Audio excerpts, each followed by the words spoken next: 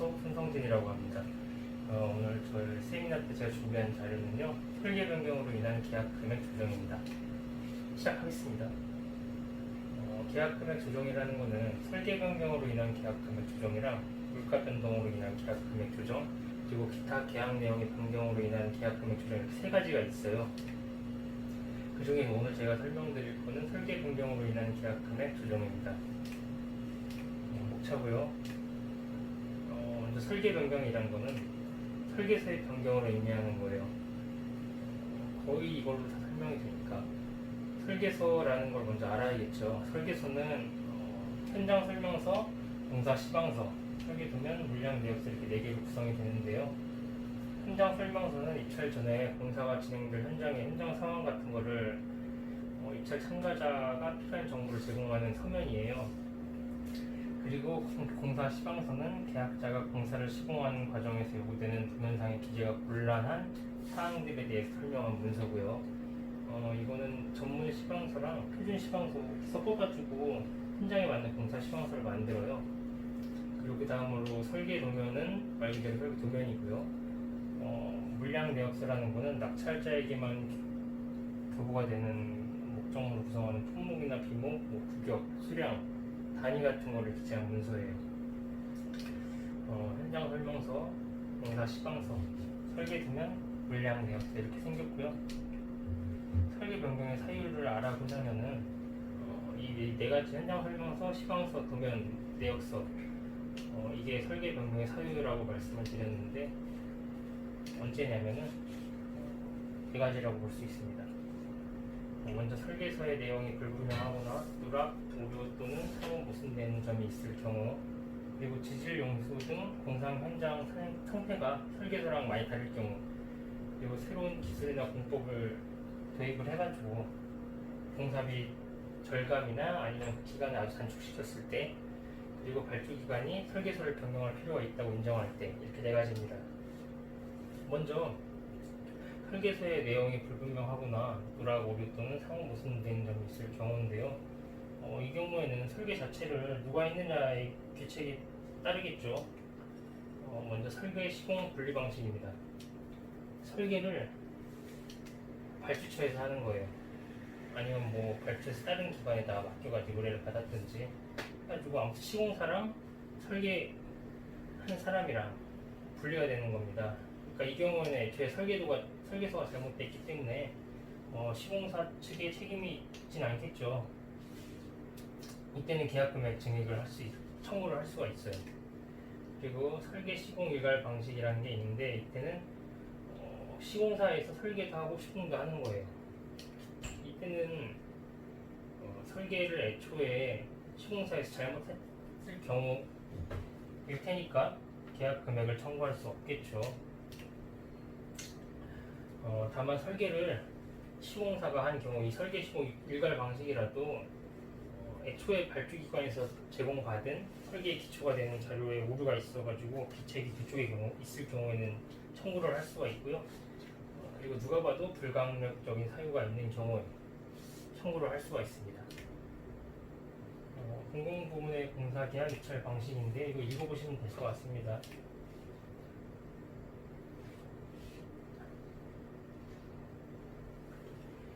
설계 시공 분리 방식에 대한 설명인데 이거는 앞에 말했듯이 발주기관이 미리 준비한 설계서랑 내역서를 교부하고 입찰자가 이거에 맞춰서 시공을 하는 겁니다.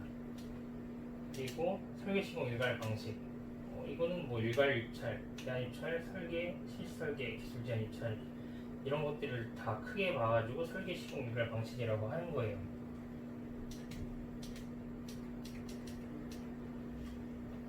그리고 설계 변경의 사유 두 번째입니다. 재질, 용수 등 공사 현장의 상태가 설계서랑 다를 경우.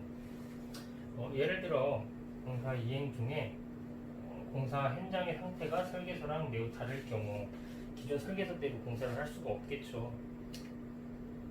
뭐 집안이 아주 연약하다든지 아니면 지하에 몰랐던 공작물이나 배설물이 있다든지 흙을 버리는 토치장이나 투사장 등이 거리가 뭐 멀거나 한다든지 집안이 높다든지 지표면의 상태가 설계서랑 다르다든지 이때는 설계 변경을 요구할 수가 있어요. 근데 이때도 기타 계약 내용의 변경으로 들어갈 수도 있는 거고, 설계 변경으로 인한 계약 금액 조정, 두 가지 사유 중에 어떤 거를 적용해야 될지는 그때 다르기 때문에 판단을 해야 됩니다. 세 번째입니다. 새로운 기술 공법의 사용으로 공사비의 절감 및 시공기간의 단축 등의 효과가 현저할 경우입니다. 발주기관에서 설계를 해서 줬는데 시공사에서는 좀 다르게 시공하는 게 더 효율적일 거라고 판단할 수가 있겠죠. 이때는 같이 협의를 해가지고 공사 시공을 할 수가 있습니다. 이때 시공사가 제안을 한 대로 시공을 해서 시공 기간이 단축이 됐고 절감이 됐고 효과가 동등할 때, 이때는 공사 절감액의 100분의 30만큼 금액을 감액했을 때 나머지 70에 해당하는 금액을 인센티브로 그 범위 내에서 지급을 할 수가 있어요.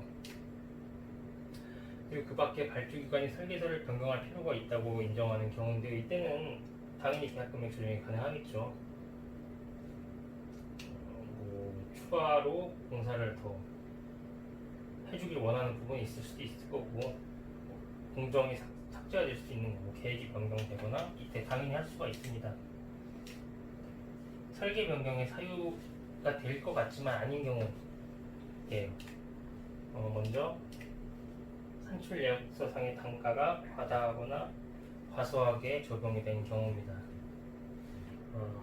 물량 내역서에는 단가가 들어가지 않아요, 일반적으로. 그렇기 때문에 이거를 설계서라고 볼 수는 없고요. 애초에 조사를 잘못했으니까 어쩔 수 없겠죠.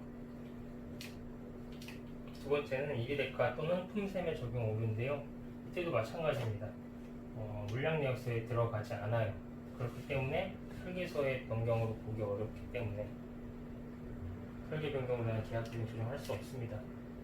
마찬가지입니다. 설계서의 변경에 해당하지 않기 때문에 그 변경 또한 설계 변경의 사유가 될 수 없다고 보는 거죠. 설계 변경으로 인한 계약금의 조정 방법에는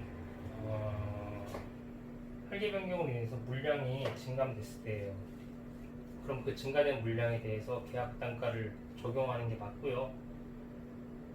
품목이 바뀌는 건 아니에요. 그냥 물량만 증가하는 거기 때문에 원칙적으로 계약 단가를 적용하는 것이 맞고, 예외가 있다면은 그 계약 단가가 예정 가격 단가보다 높을 때는 예정 가격 단가를 적용하도록 되어 있습니다. 그리고 두 번째는 내역서상에 없던 신규 비목의 추가입니다. 이때는 기존 설계서에 아예 없어요, 이게.